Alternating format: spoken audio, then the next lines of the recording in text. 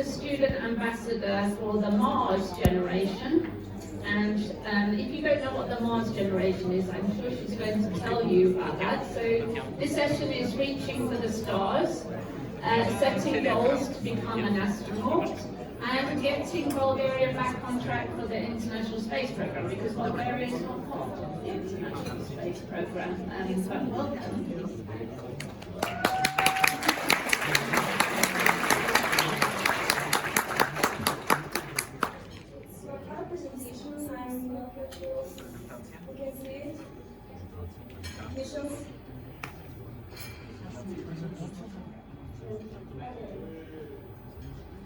Ladies and gentlemen, good evening. I'm honored to be here with you tonight at the World Ahead 2022 Sofia Gala Dinner. Please excuse the attitude of my speech and be aware of the fact that I'm going to talk about a topic that's very close to my heart. When I was little, I didn't have that typical childhood dream of becoming an astronaut. Instead, I wanted to become a singer, a poetess,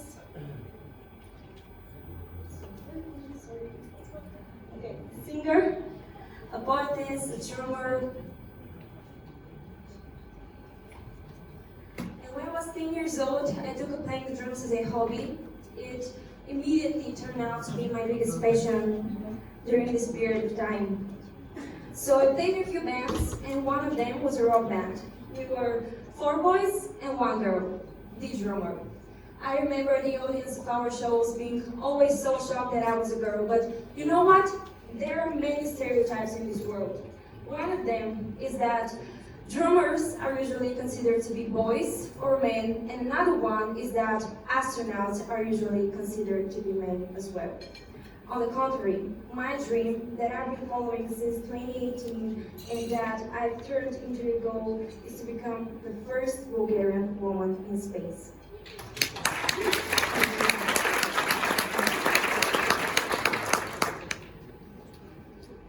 Some of you may laugh, others might ask me, why? Why would a girl dream to go to space? Well, I will explain to you why. In 2018, I was 15. 15 is a fragile age in which teenagers go to parties, discover themselves, get to know the world. But for me, this age was perfect because I realized that I did not want to be mediocre and I set my ultimate life goal. I knew exactly how much hard work I had to put in to get to my final destination, space. But how everything started. Exploring the unknown universe's desire. Primary instinct, driving force, passed down from the Greeks to Galileo Galilei, Neil deGrasse Tyson, Einstein. This same spark ignited in me a space camp in Izmir, Turkey, a place that follows NASA's methods for training and preparation of the next generation of astronauts, scientists, engineers, and pilots. All trainees have missions in different models at the International Space Station. They have a mission in the Space Shuttle Discovery. They're engaged in robotics, hydroponics, programming, physical, body demanding, and engineering challenges, STEM in general. When I participated in this camp, I was devoted to it, even though that space was not my passion during this period of time. I wanted to try every simulator, write down all the details of every lecture, and do as many experiments as possible. I remember watching this movie about an astronaut climbing on the rocks of Europa. Europa is one of the most famous moons of Jupiter.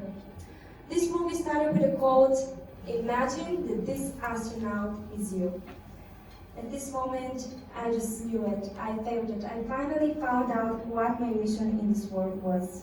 To explore and go beyond my limits. I was the only participant invited personally by Meriton Chair, co-director and founder of Space Camp Turkey, to come back as a coach after reaching legal age with no competition for the position. When I got back home, I sat down, I opened my planner, and many questions appeared to my mind. How would I make this dream come true? I didn't know anything about Bulgaria's space program. Did we actually have one? What are the requirements to become an astronaut? Would I fit those requirements? Am I healthy enough? Is there a selection process? How can I become an outstanding candidate in the next selection process? So I made a strategic plan, and I have been sticking to it since then. Finding out what was the story behind the flights of our cosmonauts, Georgy Ivanov and Alexander Alexandrov, looking for the answers to the questions that I had, searching for opportunities in Bulgaria and abroad, establishing relationships with competent people in the field was a great beginning. Now, 4 years later, I'm glad to share with you that I have graduated from the 2 NASA space camps in the world, in Turkey and the other one is located in Huntsville, Alabama, United States. I took part in a summer school research camp in astrophysics and astronomy, where we studied the meteor showers, Capricornians, Perseids for 16 days. To be honest, I witnessed the most spectacular view of my life by seeing over 500 meteors. After a thorough analysis of data and consultations with scientists, my group submitted a study to the International Meteor Organization, INA. I participated in 2 master classes of CERN. If you don't know, CERN is a special laboratory situated on the border of France and Switzerland, and the research field is particle physics.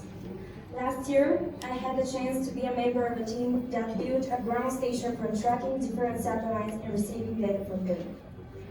I competed in robotics, started gaining experience in scuba diving and skydiving, and thanks to the generosity of one man, I became acquainted with the management of a small single-engine aircraft. Prioritizing my goals drastically changed the people I had around me, but I don't mind. Yes, that was necessary for my development as an individual, and by focusing on my studies and my goals, I attracted the right people and the things that are best for me. A very sincere moment for me is a dinner that I had with our first cosmonaut, Georgy Ivanov, and 2 Russian cosmonauts, Sergei Zanotin and Alexander Ozulkin, who actually graduated from space camp like me. That's a proof that the trainees from there can really become an astronaut or an engineer or pilot or a scientist. So the atmosphere in the restaurant was very generous to us. It couldn't handle our lives, their breathtaking stories, and the dreams that we had. It was a very cold first day of December. That night was like a strong wave that hit me with motivation and made my goals meaningful. Meeting Georgy Ivanov was like a basketball player meeting Michael Jordan, or a tennis player meeting Novak Djokovic, or a business person meeting Steve Jobs.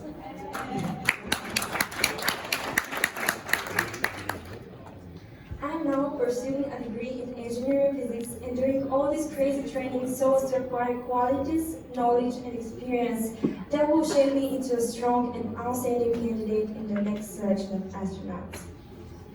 So the selection process is very complicated. You must have at least a master's degree, but I would recommend even a PhD since the environment is quite competitive. You need a scuba diving professional certification, experience in operating an aircraft, language skills, perfect health, 20/20 vision, mental stability, and more. Now, let's talk about the facts. 80% of the astronauts from the newest NASA class have a military background. Until 2020, 566 people have traveled to space, and only 65 of them were women. Imagine how hard it is for a woman to compete with strong men that are part of the military. Astronaut applications are growing at an alarming rate, and I'm talking about thousands of people applying for one of the 10 or 12 positions available. Last year, the European Space Agency reported receiving over 23,000 applicants and 12,000 goes for NASA. And imagine, that's not my biggest problem. Unfortunately, when I started following this dream of mine, I came across many obstacles. Sadly, people think that it is pointless to invest in science and astronautics. We already have 2 cosmonauts, right? Why do we need another one? First of all, it is an example of national esprit. It is a cause for pride, it is the future of humanity, and it must be the highest goal of a nation. If not metaphorically, then literally.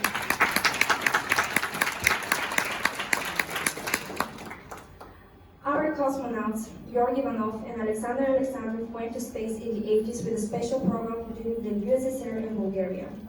Bulgaria is the third country in the world to produce space food. The scientific works on hydroponics of the associate professor Dr. Tatyana Ivanova became property of the United States. The pose of our first cosmonaut did not change. Unfortunately, 1 month ago, I had a phone call with our second cosmonaut Alexander, and he explained to me that in the past, Bulgaria and the USSR had very friendly and partnership-oriented relations, but now that's just history. That's where I face my biggest problem. I am born and I live in Bulgaria. And don't get me wrong, Bulgaria is a wonderful country in many ways, but I don't have many opportunities here due to the fact that Bulgaria does not have a signed contract with the European Space Agency. To be clear, the European Space Agency has 22 member countries. Any guesses? Bulgaria is not one of them. Meaning that we cannot have a third cosmonaut. These are circumstances that might affect me in the future, but many Bulgarians are not eligible to qualify for higher work positions, not because they are not exceptional, but just because they're from a country that is only an associate member. That prevents me from applying for scholarships and internships and sets limits to my preparation. Of course, that made me mad, and I wanted to find out who was responsible for this. So I could not think of a more brilliant idea than to talk to the President of the Republic of Bulgaria. Obviously, it took me some time to realize that meeting with the President is not the easiest appointment to make. I wrote a letter to him, and I received an answer from his secretary, so I could not be sure that the letter managed to reach him. Months after that, I heard that he was coming to my town. There were many people waiting in the square to see him, greet him. Policemen and patrols were guarding everywhere, so I decided to ask them for assistance. I told them that I had a letter addressed to the President, of course.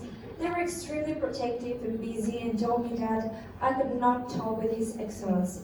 So I came up with a new plan. I found the police chief and explained to him what was the situation. He suggested looking for someone from the civil bodyguards of the President. And I found one. He allowed me to meet with the President. And here you can see the photo of me shaking hands with him after the mayor of my hometown. Even in cases like this one, we should not give up. On the contrary, we have to find ways, build doors, and search for opportunities. I would say that over the past 3 years, I had to make the impossible possible so I could make my dream come true. And now I would like to share some examples with you that sometimes you need this ability to be insistent, ambitious, and adaptive. 2 years ago, I had to find a big amount of money for 48 hours in order to finance a camp that I wanted to attend. I wrote 50 letters to potential sponsors, and I succeeded in funding my participation by the end of the day. Moreover, I knew that I had to graduate high school with the highest possible grades, so I changed schools in the middle of my junior year in high school. I had to catch up with 3 years of Spanish, hold 6 equivalency exams, another 3 for changing my grades to subjects that I studied in 9th grade, and on top of it, that was a private school, and I moved without the permission of my parents, so I had to work hard in order to be a full scholarship recipient.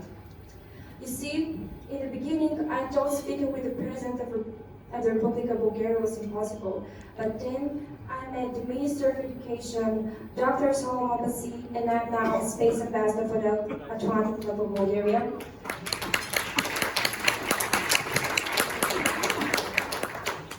I was invited to a private meeting with the U.S. Ambassador to Bulgaria, Hello Stefan, and this was to share my intentions and worries. So this is a picture from Space Challenges, a program that took place in Ivanova, Bulgaria. You probably don't know this person, but this person right there, that's the General Director of the European Space Agency, and I even managed to meet him. I'm not afraid to be a girl because I'm a fighter. And I hope that wherever you go next, you will not give up on your dreams. You will be vocal, you will share your story, and you will make the impossible possible, no matter what people think you can or can't do. You're capable of everything as long as you believe it. Earlier, I mentioned the quote, imagine that this astronaut is you. Now, I want you to imagine that this boss is you, this doctor is you, this lawyer is you, this prime minister is you.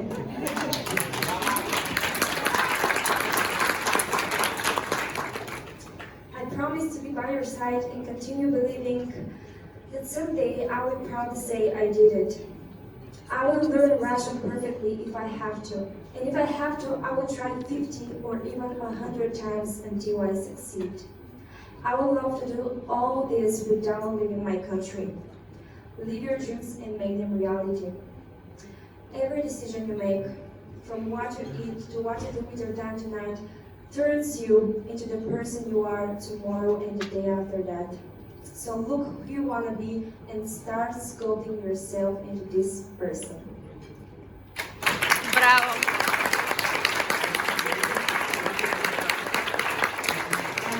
Well, everybody, that was Tatyana Ivanova. Remember that name. I just wanted to end my lecture. Okay, sorry. I just wanted to go in front of you. Okay, so Sofia, it's Commander Ivanova. Thank you.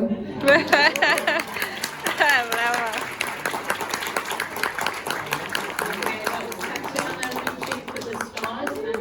She's going to get there. She's an inspiration, I think, to every Bulgarian and everybody outside Bulgaria too, it seems. So it's for us at The Economist to wish you all the very best, and I hope you do fulfill your dreams. Well done.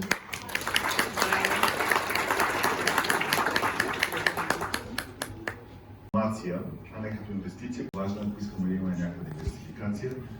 И така. Скъпи приятели, това беше всичко от мен. Надявам се да ви е харесало. Абонирайте се за канала. Следим всички най-актуални неща.